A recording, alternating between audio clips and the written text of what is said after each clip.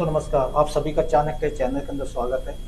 मैं अभी सबसे पहले आया हूँ निफ्टी 50 की तरफ। अभी निफ्टी 50 को देखते हैं तो 22,929 के ऊपर ये हमें क्लोजिंग इसकी दिखाई दे रही है, जो इसने पिछले वाले डे के अंदर दी है। तो उस तरीके से देखते हुए हमारे को अगर वन मंथ में अगर हम देखते हैं इसके, तो वन मंथ के अंदर इसने अच्छी खासी गिरावट यहाँ पे दिखा चुका है।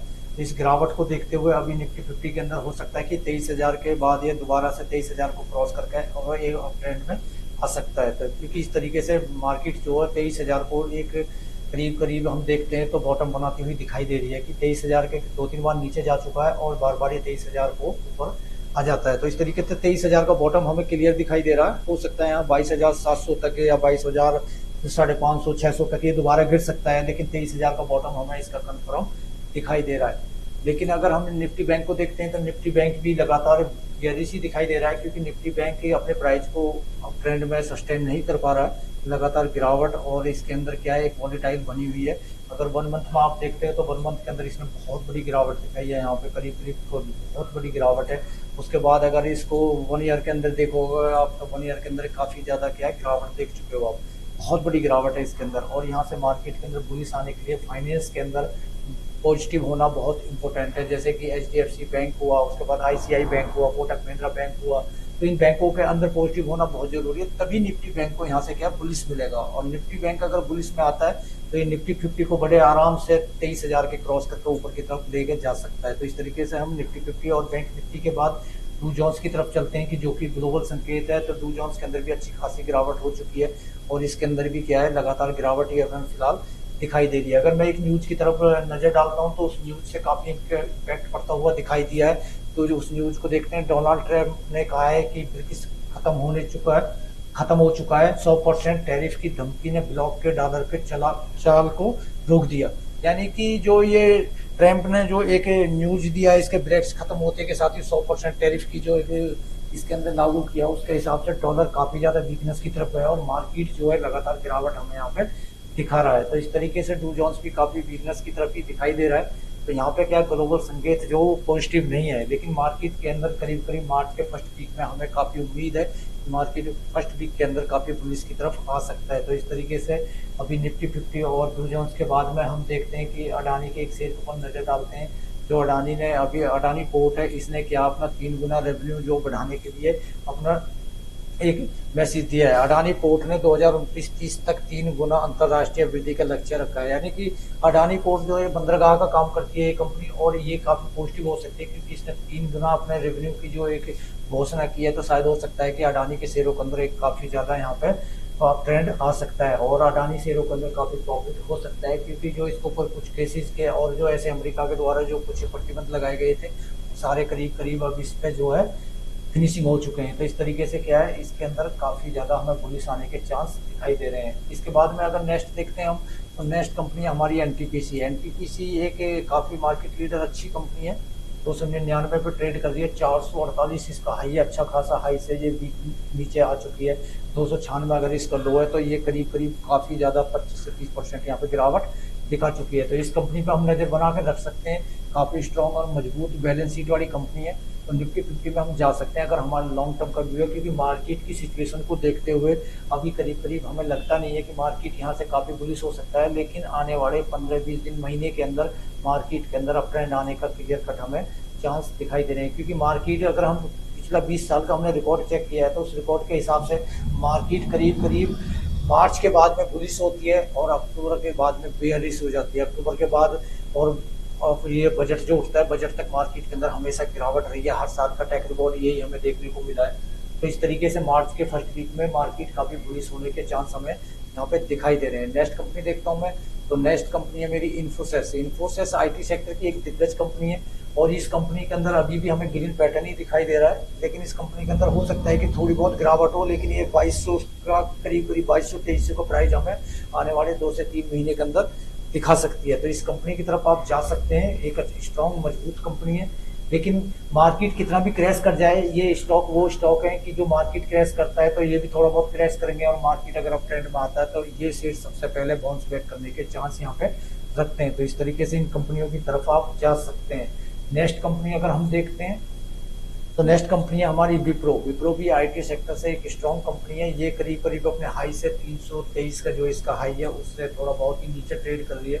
धीमी चलती है ये कंपनी, लेकिन बोनस और स्प्लिट के मामले में इसने तो इस तरीके से हम इस कंपनी की तरफ भी जा सकते हैं। अगर आपका टाइम पीरियड थोड़ा ज़्यादा है तो इस कंपनी की तरफ आप जो करीब करीब 6 से 7 महीने का अगर व्यू रखते हैं तो छोटे छोटे डिप में जा सकते हैं। यहाँ पर अच्छा खासा रिटर्न यहाँ पर आप बना सकते हैं। नेक्स्ट कंपनी देखता हूँ तो मैं नेक्स्ट कंपनी है मेरी भारतीय एयरटेल। भारतीय एयरटेल जो काफ़ी मार्केट लीडर ही कंपनी है ये, क्योंकि जियो और भारतीय एयरटेल और वोडाफोन ये तीन ही कंपनी टेलीकॉम के अंदर काम करती है।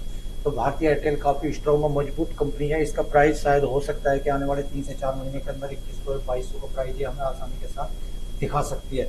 तो हम इस कंपनी की तरफ जा सकते हैं। छोटे छोटे डिप में हम बाय कर सकते हैं। मार्केट में इतना क्रैश आने के बावजूद भी ये कंपनी अभी तक गिरावट नहीं दिखा रही है। आप देख सकते हैं कि इस कंपनी के अंदर इतनी बड़ी गिरावट नहीं आई है, जबकि मार्केट जो है करीब करीब 15 से 20% क्रैश कर चुका है, लेकिन भारतीय एयरटेल अभी भी अपने प्राइस के पास आसपास ही दिखाई दे रही है। तो ये हमें जल्दी ही 2 से 3-4 महीने के अंदर करीब करीब 2200 से 2100 का प्राइस आसानी के साथ दिखा सकती है। तो इस कंपनी की तरफ आप जा सकते हैं, लेकिन आपका टाइम पीरियड मिनिमम कुछ भी नहीं है तो 6 महीने का होना चाहिए। नेक्स्ट कंपनी देखता हूँ मैं, तो इसी के कंपेयर कंपनी देखता हूँ मैं जियो फाइनेंस। जियो फाइनेंस भी एक अपने सेक्टर की बहुत धुरंधर अच्छी कंपनी है और मुकेश अंबानी के साथ में क्या इसका लिंक है, उनकी कंपनी है। तो इस तरीके से इस कंपनी की तरफ हम जा सकते हैं। इसका 394 हाई है और 222 इस पर लो है। तो इस कंपनी की तरफ हम जा सकते हैं। ये आने वाले वक्त के अंदर 10 से 15 साल का अगर आपका व्यू है तो ये कंपनी आपको मार्केट के अंदर वो रिटर्न दे सकती है जिस रिटर्न के लिए हम मार्केट के अंदर अपना काम करते हैं, क्योंकि ये मल्टीबैगर कंपनी बन सकती है। फेस वैल्यू भी इसकी 10 की है और काफ़ी स्ट्रॉन्ग और मजबूत कंपनी है। तो इस कंपनी की तरफ हमारा अगर व्यू थोड़ा ज़्यादा है, 2 से 3 साल, 5 साल, 10 साल का व्यू हम इसमें रख सकते हैं। अगर लॉन्ग टर्म के लिए आप रख सकते हैं 10-20 साल के लिए, तो इस कंपनी की तरफ आप बिंदास होकर जा सकते हैं। तो जियो फाइनेंस की तरफ हम जा सकते हैं। उसके बाद में अगर हम स्टील सेक्टर में देखते हैं तो जेएसडब्ल्यू स्टील की तरफ मैं एक नज़र डालता हूँ। ये जेएसडब्ल्यू स्टील जो है, जेएसडब्ल्यू एनर्जी, इनके सेक्टर के अंदर काफ़ी ज़्यादा गिरावट हो चुकी है। बहुत अच्छी खासी गिरावट हुई है। आप देख सकते हैं कि जो इसका हाई है 804 का दिखाई दे रहा हमें और 434 का इसका लो दिखाई दे रहा है और ये लो को क्रिएट कर रही है। बहुत ही धुरंधर कंपनी है। काफ़ी अच्छे मल्टीबैगर रिटर्न इसने पहले हमारे को दिए हैं और यहाँ से भी काफ़ी ज़्यादा रिटर्न आगे देने के इसके हमें चांस दिखाई दे रहे हैं। तो इस कंपनी की तरफ आप जा सकते हैं, लेकिन आपका टाइम व्यू क्या है, थोड़ा ज़्यादा होना चाहिए, जिससे कि इसके अंदर अच्छा खासा पैसा हमारा बन सकता है। नेक्स्ट कंपनी देखते हैं हम जेएसडब्ल्यू स्टील। जेएसडब्ल्यू स्टील के अंदर भी अच्छी खासी गिरावट हो चुकी है। आप देख सकते हैं 1063 का इसका हाई है और 962 पे ट्रेड कर रही है। स्ट्रॉन्ग कंपनी है, लेकिन जो एक स्टील को लेकर जो एक करीब करीब अमेरिका से जो एक न्यूज के द्वारा सेक्टर के ऊपर इम्पैक्ट पड़ा है, डोनाल्ड ट्रंप ने जो एक 25% का जो इसके ऊपर एक स्टील सेक्टर के ऊपर जो एक प्रतिबंध लगाया, एक मतलब टैक्स बढ़ाया, उसकी वजह से ये इस कंपनी के अंदर क्या है, काफ़ी ज़्यादा वीकनेस आई है। तो इस कंपनी की तरफ हम जा सकते हैं, लेकिन हमारा टाइम व्यू क्या है, थोड़ा ज़्यादा होना चाहिए। नेक्स्ट कंपनी देखता हूँ तो मैं इसी के कंपेयर देखता हूँ मैं टाटा स्टील। टाटा स्टील की तरफ मैं जाता हूँ तो ये भी एक मल्टीबैगर एक स्ट्रॉन्ग कंपनी है इंडिया के अंदर और ये कंपनी काफ़ी अच्छा खासा गिरावट यहाँ पे दिखा चुकी है। 184 हाई लगाया इसने, 122 पर लो है और 134 पे ट्रेड कर रही है।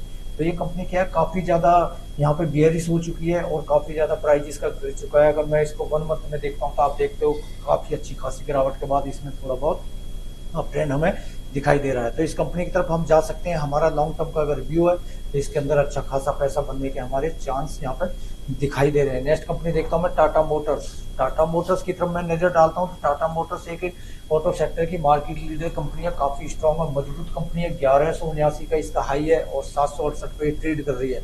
अगर इसका मैं लो देखता हूँ तो 667 मेरे को दिखाई देता है और ये कंपनी आने वाले वक्त के अंदर एक बहुत बड़ा बुलिश यहाँ से आ सकता है और ये मल्टी बैगर कंपनी है। इसके अंदर डरने की कोई जरूरत नहीं है। निफ्टी 50 का दिग्गज स्टॉक है, तो इस कंपनी में आप बिंदास होकर जा सकते हैं। टाटा ग्रुप की कंपनी है, तो इस कंपनी में डरने की कोई जरूरत नहीं है, क्योंकि ईवी का जो जमाना आ रहा है उसको देखते हुए ये अपने सेक्टर के अंदर मार्केट लीडर है और मार्केट लीडर आपके पैसे को कभी भी डाउन ट्रेंड में नहीं ला सकती। गिरावट जरूर इसके अंदर आई है क्योंकि सारे सेक्टर गिर रहे हैं, तो इस वजह से इसमें भी गिरावट आई है, लेकिन आने वाले वक्त के अंदर ही अच्छा खासा रिटर्न आपको बना के देगी और यहाँ पे एक लॉन्ग टर्म का व्यू आपका होना चाहिए, जिससे कि आपका अच्छा खासा पैसा यहाँ पे बन सकता है। तो ऐसे करके जो है आप किसी भी सेक्टर में जाएं, किसी भी फंडामेंटल कंपनी को आप रिसर्च करें, उसके बाद उसको चेक करें, फंडामेंटल देखें, उसके बाद में कंपनी को रिसर्च करने के बाद में प्रमोटर को देखें, DIFI की होल्डिंग चेक करें।